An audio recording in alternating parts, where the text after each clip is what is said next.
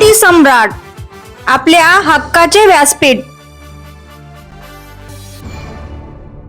ताज्या बातम्या, मनोरंजन आणि व्हायरल बातम्यांसाठी क्रांती सम्राट न्यूज चॅनल आजच सबस्क्राईब करा।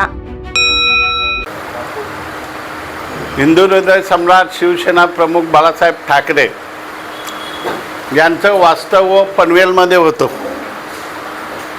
आणि सर्व पक्षाचे कार्यालय पनवेलमध्ये झाले। शाखाही पहिली शाखाही आमची पनवेलची आहेत, पण एक कार्यालय असावं असं सर्व शिवसैनिकांना वाटत होतं, कारण इतर पक्षाचे कार्यालय आहेत, आपलंही कार्यालय असावं असा ग्रामीण भागातल्या लोकांना वाटत होतं। तो सर्व सुविधाने असायला पाहिजे आणि तो कार्यालय शिवसेना प्रमुख बाळासाहेब ठाकरे शताब्दी वर्षानिमित्त पनवेलचे शिवसैनिक मान्य उद्धव बाळासाहेब ठाकरे यांना ते कार्यालय 31 तारखेला भेट देणार आहे।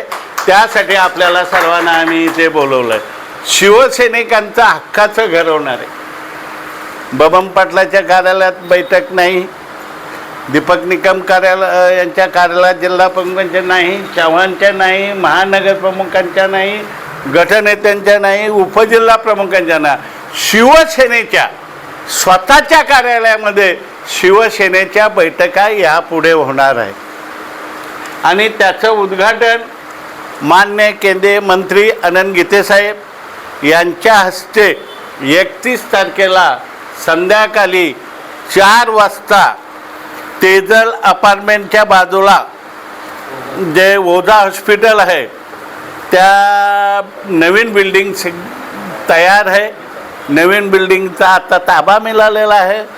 नितीन गावंडच्या नावाने सध्या ते रजिस्टर आहे आणि ते कार्यालय आम्ही पक्षाला त्या दिवशी भेट देणार आहोत आणि पक्षाचं कामकाज तिथून चालणार आहे।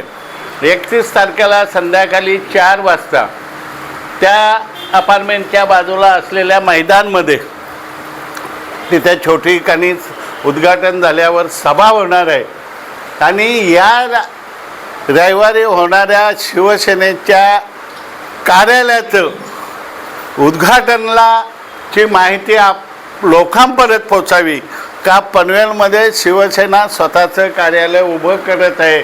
त्यासाठी आपल्याला आम्ही विनंती करण्यासाठी इथे बोलवलेलं आहे। आपल्या लोक चॅनलमध्ये, आपल्या पेपरमध्ये ही माहिती द्यावी यासाठी आपल्याला इथे बोलवलेलं आहे केलेली आहे। काही 31 पावसाला आल्यामुळे 31 तारखेला आम्ही हा उद्घाटन ठेवलेला, आपण यावा। ते येतील किंवा आदित्य साहेब पण येऊ शकतात ही शक्यता आहे। कायमस्वरूपी पक्षाच्या नावावर सेनाभवनच्या केला जाईल, टेम्पररी नाही, भाड्याने नाही, काही नाही। मी पहिलाच सांगले हे शिवसैनिकाचं कायमचं घर होणार आहे आणि माझ्या नावावर नाही, यांच्या नावावर नाही, कोणाचं नाही, सेनाभवनच्या नावावर। कार्यकर्त्यांना जे पाहिजे होतं ते पनवेलकर बाळासाहेबांच्या 100 शताब्दीनिमित्त ते देत आहे।